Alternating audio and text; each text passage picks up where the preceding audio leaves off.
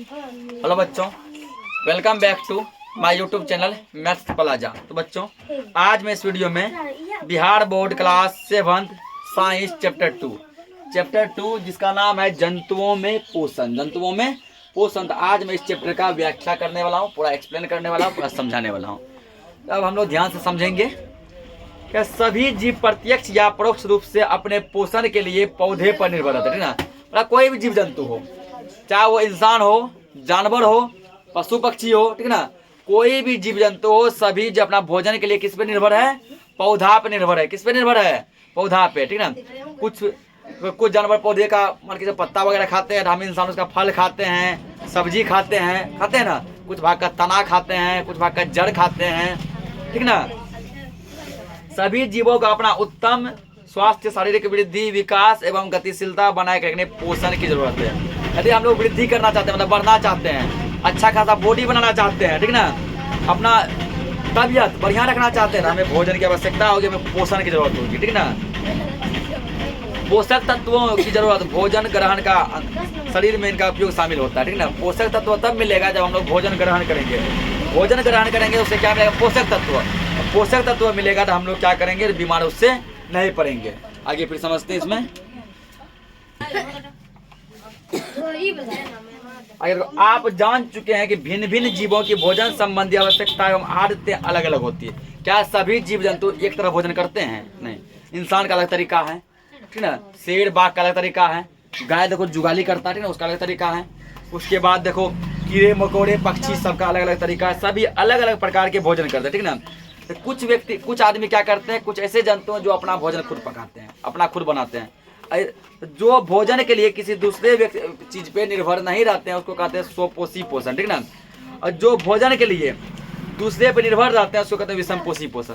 जैसे पेड़ पौधा क्या करते हैं? पेड़ पौधा अपना भोजन खुद पकाते हैं। पेड़ पौधा क्या करते हैं?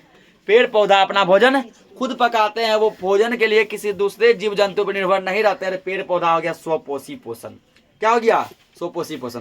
बाकी जानवर, इंसान, पशु पक्षी, कीड़े मकोड़े, ये सभी अपना भोजन के लिए दूसरे पर निर्भर रहते हैं। तो हम लोग हो गए क्या? विषमपोषी पोषण। जैसे हम लोग तो भोजन के लिए पेड़ पौधा पर निर्भर है ना। पेड़ पौधा सब्जी देगा, फल देगा, अनाज देगा तो खाएंगे, नहीं देगा तो नहीं खाएंगे। उसके बाद जंतु पर निर्भर हैं। गाय दूध देगा पिएंगे, नहीं देगा तो नहीं पिएंगे, दूसरे पर निर्भर हैं। उसके बाद गाय भैंस भी दूसरा पर निर्भर है, ठीक ना, कि कोई घास देगा तो खाएंगे। लेकिन पेड़ पौधा ऐसा नहीं करता। पेड़ पौधा घास तो कोई भोजन दिया नहीं, वो अपना भोजन खुद पकाता है, खुद खाता है, ठीक ना। मधुमक्खी, भौरे आदि आसानी से फूलों का रस चूसते हैं। मधुमक्खी क्या पीता? फूलों का रस पीता है, उसका वही भोजन हो गया। उसका हमिंग बर्ड क्या कहता है? लंबी पतली चोंच रहती है इसके पास, ये भी फूलों का रस पीती है।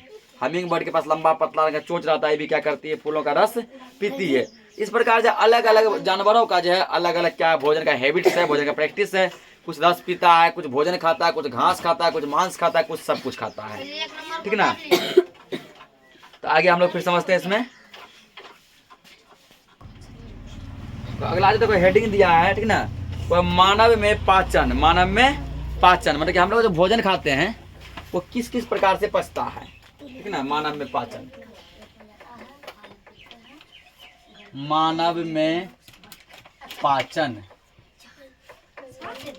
तो मानव में पाचन जो है अन्य जीवों की भांति मनुष्य भी भोजन को ग्रहण करता है। जैसे दूसरे जीव भोजन खाते हैं, हम भी क्या करते हैं? भोजन को खाते हैं। मनुष्य में भोजन अंतर्ग्रहण मुख द्वारा होता है, मुंह से स्टार्ट होता है। कहाँ से होता है? मुंह से स्टार्ट होता है, ठीक ना। तो यहाँ लिखेंगे इस लंबी नलिका के भी मुंह से स्टार्ट होता है और अंत जो बाद में जो है मलमूत्र के द्वारा जो है, ठीक ना, यानी गंदी सामग्री के द्वारा भोजन के आधे बाहर सरगल के बाहर जो है निकल जाता है। मनुष्य में भोजन मुख द्वारा ग्रहण किए जाने के बाद एक सतत लंबी नलिका से गुजरता है। जैसे मुंह में लिए भोजन नलिका है, क्या है? नलिका। इस नलिका से भोजन गुजरता है, तो भाई ना मुंह खाए, फिर नलिका है। इस नलिका से भोजन गुजरा और उसके बाद इस नलिका में बहुत सारे पार्ट हैं, अलग अलग पार्ट में भोजन क्या करता है? जाता है। जो मुख गुहिका से आरंभ होकर मल द्वार तक जाता है। मुंह को कहते हैं मुख गुहिका, ठीक ना। तो मुंह से खाते हैं, वहां से भोजन स्टार्ट होता है। अंदर जाते जाते मल द्वार तक जाता है। मल द्वार जाके हम लोग गंदे पदार्थ को क्या करते हैं? बाथरूम में जाके बाहर निकाल देते हैं, अपशिष्ट पदार्थ को बाहर निकाल देते हैं, वहां तक जाता है। इससे आहार नाल कहते हैं, ठीक ना। इस लंबी नली के विभिन्न भाग हैं। इसलिए मनुष्य में पाचन, क्या लिखेंगे? मानव में पाचन के क्रम। सबसे पहला क्या, सबसे पहला होता है मुख्य गुहिका।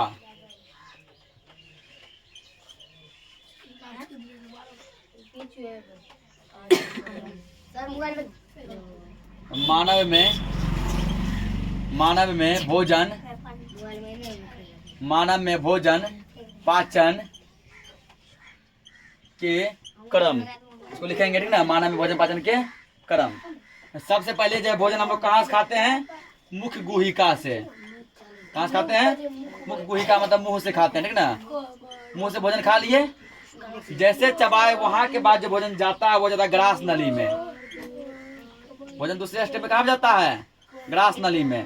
ग्रास नली के बाद जो भोजन जाता है वो जाता है अमाशय में, ठीक ना। ग्रास नली के बाद भोजन कहाँ जाता है? अमाशय में। अमाशय के बाद जो फिर भोजन जाता है वो जाता है छोटी आंत में। कहाँ जाता है? छोटी आंत में। सोचो कितना स्टेप चल रहा है। छोटी आंत के बाद फिर भोजन जाता है कहाँ पे? बड़ी आंत में। छोटी आंत का भोजन कहाँ जाता है? बड़ी आंत में, ठीक ना। बड़ी आंत के बाद भोजन जाता है मलाशय में। बड़ी आंत के बाद भोजन कहाँ जाता है? मलाशय में। अंत में भोजन जो कहाँ जाता है? मल द्वार में। कहाँ जाता है? मल द्वार में, जिसको कि हम लोग सुबह सुबह जाके बाथरूम जाके फ्रेश करते हैं, ठीक ना। ये भोजन का स्टेप, पहले मुंह से खाए, ग्रास नली में गया, अमाशय में गया, फिर छोटी आंत में, बड़ी आंत में, मलाशय में, अंत में मल द्वार में, ठीक ना। कहाँ चला गया? मल द्वार में। तो ये है भोजन के स्टेप, ठीक ना। ये देखो मुख्य गुहिका, फिर ग्रासिका, ग्रास नली कहते हैं, ये हुआ अमाशय, ये हुआ छोटी आंत, ये हुआ बड़ी आंत, ये हुआ मलाशय, ये हुआ मल द्वार। तो आहार नाल के इन भागों के साथ अनेक छोटी बड़ी ग्रंथियां जुड़ी होती है, ठीक है ना। ये सब आहार नाल का पार्ट है। किसका पार्ट है? आहार नाल का पार्ट है। इसमें छोटे मोटे बहुत सारे ग्रंथियां जुड़े होते हैं, ठीक ना। और देखो हम जो भोजन करते हैं आहार नाल के विभिन्न भागों से होकर गुजरता है। ये सब आहार नाल का भाग है। अलग अलग भाग से भोजन क्या होता है? गुजरता है। आइए हम जाने कि आहार नाल के विभिन्न भागों में भोजन का क्या क्या होता है। पहले आप दिया मुख्य गुहिका के बारे में, ठीक ना। हम भोजन मुख्य गुहिका द्वारा ग्रहण करते हैं, ठीक ना। मुंह के माध्यम से भोजन क्या करते हैं? ग्रहण करते। ग्रहण करना मतलब खाते हैं। हमारे मुख्य गुहिका के अंदर दांत और जीभ होता है। मुंह के अंदर क्या होता है? दांत और जीभ होता है। और मुंह में लार बनता है, पानी बनता है ना। जीभ पे क्या बनता है? लार बनता है, जो कि भोजन को क्या करता है? अपने में मिला लेता है। जैसे तुम लोग दही में चूड़ा मिलाता है ना, दही में क्या मिलाता है? चूड़ा। उसी तरह लार क्या करता है? भोजन को अपने में क्या करता है? इसे मिला लेता है, ठीक ना। और दांत क्या करता है? उस भोजन को चबाने का काम करता है। दांत क्या करता है? चबाने का काम करता है। भोजन को छोटे छोटे टुकड़ों में काट के चीर के फाड़ के महीन करता है, मैदा बनाता है, पूरा पाउडर। उस पाउडर को हम लोग घोट लेते हैं। ये काम हुआ मुख्य गुहिका का। फिर तो क्या? दांत, ठीक ना। तो दांत जो है 4 प्रकार के होते हैं। दांत कितने प्रकार के होते हैं? 4 प्रकार के होते हैं। यहाँ हम लोग अगला लिखेंगे जिससे कि दांतों के प्रकार। कि मुंह के अंदर क्या होता है? कह रहे हल्ला मत करो एक बार। तुम खूब चिल्लाता है बीच में नू। सबसे अधिक आवाज तुम्हारा आता है, भगा देंगे ऐसे में। चिल्लाओ कम। तो दांतों के प्रकार, ठीक ना। कि मुंह के अंदर क्या होता है? दांत होता है ना। तो दांतों के प्रकार, तो दांत जो है 4 प्रकार के होते हैं। कितने प्रकार के? 4 प्रकार के। दांत 4 प्रकार के होते हैं। दांत 4 प्रकार के होते हैं।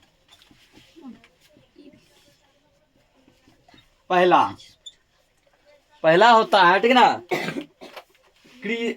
कृतंत, कृतक। पहला क्या होता है? कृतक। और दूसरा होता है रदनक।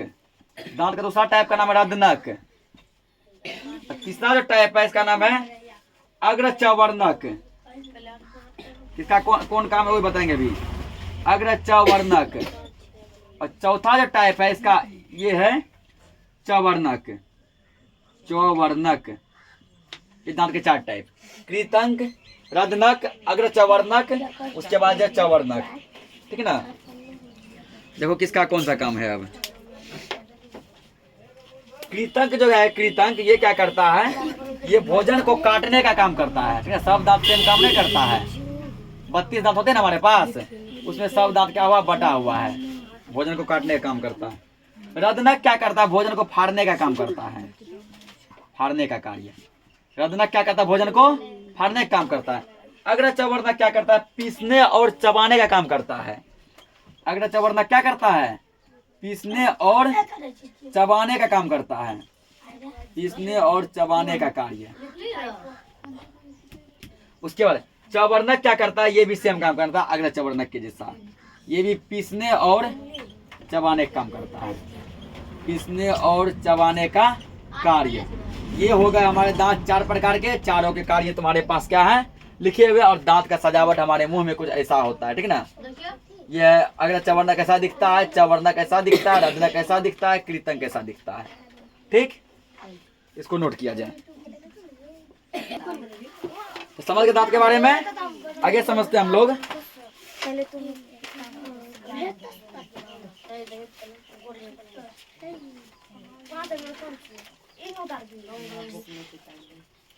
अब दूसरा अगला हेडिंग जो है, मतलब है दंत सुरक्षा। दांत की सुरक्षा हम लोग कैसे करेंगे, ठीक ना। दांतों की सही देखभाल और साफ सफाई बहुत जरूरी है।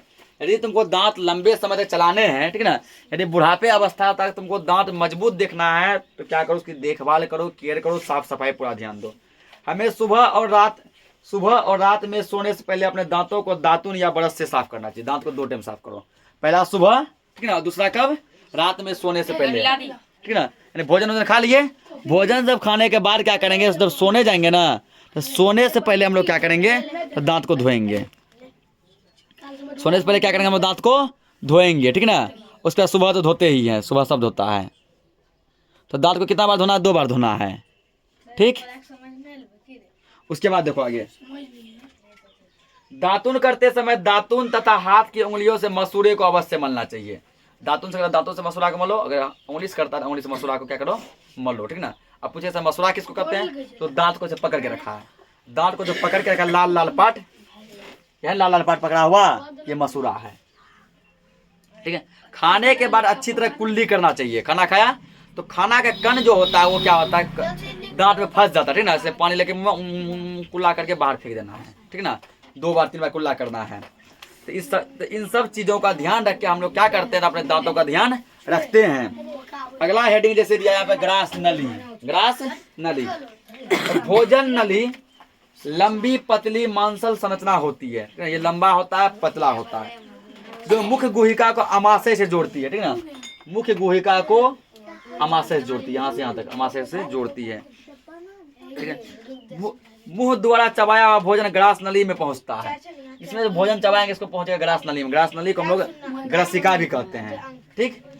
ग्रास नली की मांसपेशियों में संकुचन होता है। इस संकुचन के कारण भोजन नीचे की ओर सरकता हुआ अमाशय में जाता है। इसमें जाता है संकुचन, संकुचन के कारण भोजन नीचे ससर जाता है। ससर कहाँ चला जाता है, अमाशय में चला जाता है। ये काम है ग्रास नली का, कि भोजन को अमाशय में भेजने का काम करता है, ठीक है ना। उसके बाद देखा, कभी कभी आपने देखा होगा कि खाते समय या खाने के कुछ समय बाद उल्टी हो जाता है। क्या हो जाता है, उल्टी हो जाता है। इसका मतलब भोजन अमाशय तक सही से नहीं पहुंच पाया, उल्टी होता ग्रास नली से ही। तुम मुंह में खाया, तुम्हारा भोजन मुंह से गया ग्रास नली में, ठीक ना। ग्रास नली से भोजन अमाशय तक सही से नहीं पहुंच पाया, ग्रास नली में भोजन घूम रहा है, वहीं पे गुड़िया पुड़िया रहा है, ठीक ना। यहाँ से लोग उल्टी करके बाहर निकाल देते हैं। मुंह से गया ग्रास नली में, ग्रास नली से उल्टी करके फिर क्या करते हैं, मुंह से बाहर निकाल देते हैं, जब भोजन अमाशय में नहीं पहुंचता है। और यदि अमाशय में पहुंच गया तो फिर वहां भोजन पचता है। अब दिया अमाशय के बारे में, तो अमाशय आहार नाल का सबसे चौड़ा भाग होता है। पूछेगा आहार नाल का सबसे चौड़ा भाग कौन है, अमाशय। आहार नाल का सबसे चौड़ा भाग कौन है, अमाशय। यह मोटी दीवार वाली थैलुनिमा मांस संरचना होती है, ठीक है। ये क्या होता है, मोटा दीवार बना होता है। क्या बना होता है इसका, एक मोटा दीवार बना होता है, चारों तरफ लेयर बना होता है, ठीक है ना, जो कि भोजन को बाहर नहीं निकल देता, ढकेल के रखता है, पूरा अपने अंदर ही रखता है। इससे होकर भोजन छोटी आंत तक पहुंचता है। ये कैसा था, यू आकार जैसा, ऐसे रहता है, यू जैसा रहता है अमाशय, ऐसे रहता है यू जैसा। ये क्या करता है, अपने बाद भोजन को भेजता है छोटी आंत में, ठीक ना। कहाँ भेजता है, ये छोटी आंत में। और अमाशय में हाइड्रोक्लोरिक अम्ल बनता है, HCl अम्ल। हाइड्रोक्लोरिक अम्ल का फॉर्मूला क्या होता है, HCl, हाइड्रोक्लोरिक अम्ल। हाइड्रोक्लोरिक अम्ल पूछेगा, हाइड्रोक्लोरिक अम्ल कहाँ बनता है? अमाशय में। तो हाइड्रोक्लोरिक अम्ल शरीर के किस भाग में बनता है? अमाशय में। हाइड्रोक्लोरिक अम्ल का सूत्र क्या होता है? HCl। अब देखो छोटी आंत के बारे में दिया। छोटी आंत लगभग 6 से 7 मीटर लंबी कुंडलित संरचना होती है। इसका लंबाई 6-7 मीटर होता है, लेकिन ऐसे करके ऐसे ऐसे ऐसे ऐसे रहता है, ठीक ना। पेट में रहता है, देखिए फोटो वगैरह देखे है ना, ऐसे ऐसे करके रहता है, जैसे ऐसे छोटी आंत है वो 6-7 मीटर लंबा, लेकिन यहाँ पे मोड़ मार के वो जमा है, ठीक ना। अब ये यकृत के बारे में। छोटी आंत की दीवार से प्राप्त स्राव। छोटी आंत की दीवारों से स्रावित रस आंशिक रूप से पहुंचे हुए भोजन प्रक्रिया से उसे पूर्ण रूप से पचा लेती है। छोटी आंत में जो रस बनता है, जो पाचक रस बनता है, वो भोजन को संपूर्ण तरीके से पचा लेती है। फिर हम क्या होता है, तो अनपच का जो है शिकायत हम लोगों में नहीं होता है, ठीक ना। अनपच का शिकायत हम लोगों में नहीं होता है। अगला हेडिंग है छोटी आंत में पचे भोजन का अवशोषण। तो पचे हुए भोजन का अवशोषण छोटी आंत की आंतरिक भित्ति मतलब दीवार से होता है, ठीक है। आंतरिक भाग में उंगली के समान उभरी हुई संरचना होती है। छोटी आंत के आंतरिक भाग में उंगली के जैसा एक संरचना होती है। उस संरचना को हम लोग दीर्घरोम कहते हैं। क्या कहते हैं? दीर्घरोम कहते हैं। दीर्घरोम पचे हुए भोजन के अवशोषण के लिए तल क्षेत्र बढ़ा देता है।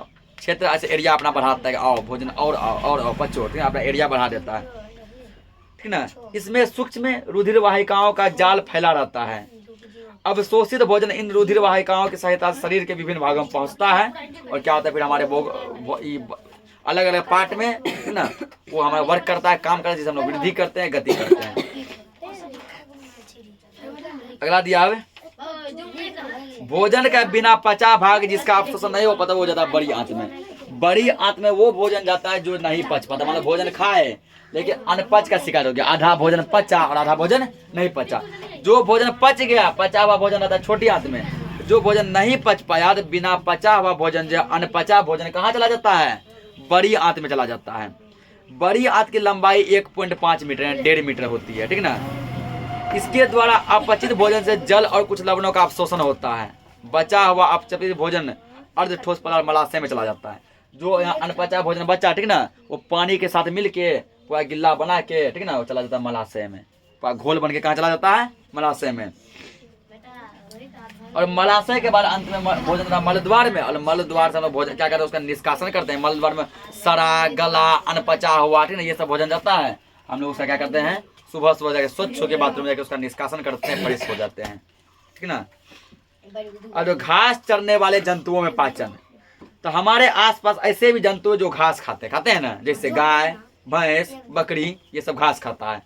हम घास पचा नहीं सकते, हम इंसान जो घास को नहीं पचा सकते हैं। पौधे से प्राप्त अधिकांश पोषकों से सेलुलोज की प्रधानता होती है। घास में सेलुलोज की मात्रा होती है। पूछ सकता है घास में किसकी मात्रा होती है? सेलुलोज की मात्रा होती है। बहुत से घास खाने वाले जंतु चरते समय जल्दी घास काट कर निगल लेते हैं, ठीक ना। देखिए गाय भैंस सब जब फास्ट में घास को काट के क्या करता है? निगल लेता है। हमारी तरह खाना खाते समय ये भोजन पूरी तरह नहीं चबाते। हम लोग क्या करते हैं, भोजन को चबा के महीन मैदा बना लेते हैं, पाउडर बना के तब अंदर घोटते हैं। लेकिन ये लोग क्या करते हैं, जानवर वगैरह घास खाने वाले सब पूरा नहीं चबाते, आधा चबाया निगल लेता है, ठीक ना। निगले हुए खाने से निगल के खाता, उसको जुगाली कहते हैं। क्या कहते हैं? जुगाली कहते हैं। निगले हुए खाने से ये पुनः मुंह में लाकर चबाते रहते हैं, ठीक ना। तो आधा भोजन चबाया, पेट में डाल दिया, और जब घास नहीं मिला उसको पेट से बाहर निकाल के चबाते रहता है, उसको कहते हैं जुगाली। क्या बोलते हैं? जुगाली। तुम कोई भी गाय भैंस को देखो, हमेशा कुछ न कुछ चबाता है ना, मुंह में भोजन नहीं है, हमेशा चबाते रहता है। तो जब वो घास खा रहा था तो फटाफट निगल के पेट के अंदर कर रहा था, ठीक ना। अब जब घास नहीं मिला, पेट के बाहर निकाल के उसको क्या कर रहा है? चबा रहा है, उसको जुगाली कहते हैं इस प्रोसेस को, ठीक ना। अब अगला हेडिंग है अमीबा में पाचन, ठीक है। अमीबा में पाचन, तो अभी आपने मनुष्य और घास खाने वाले जंतुओं के बारे में जाने, ठीक है ना। तो अब हम लोग थोड़ा अमीबा के बारे में जानते हैं, ठीक है। तो अमीबा अमीबा क्या एक कोशिकीय जीव है। अमीबा क्या एक कोशिकीय जीव है, ठीक है। अमीबा एक कोशिकीय जीव है। इसके भोजन अंतर्ग्रहण और पाचन का तरीका अत्यंत रोचक है। अमीबा का भोजन का तरीका बिल्कुल ही क्या है? अलग है। इसके चारों ओर यानी अमीबा के चारों ओर कोशिका झिल्ली होती है, जिसमें कोशिका द्रव भरा होता है। पूछेगा अमीबा के चारों ओर क्या होता है? कोशिका झिल्ली होता है। इसमें क्या भरा होता है? कोशिका द्रव भरा होता है, ठीक ना। उसके बाद अमीबा क्या करता है, एक भाग से दूसरे भाग टूट सकता है ना। एक अमीबा जो है 2-3 भागों में टूटता है, यानी अमीबा में द्विखंडन होता है। अमीबा 2 भागों में, 3 भागों में, 10 भागों में टूट सकता है, ठीक ना। तो इसी के साथ जो एक चैप्टर क्या हो गया, खत्म, ठीक ना। हम लोग मिलते हैं नेक्स्ट चैप्टर में इसका क्वेश्चन के साथ। तब तक के लिए जय हिंद।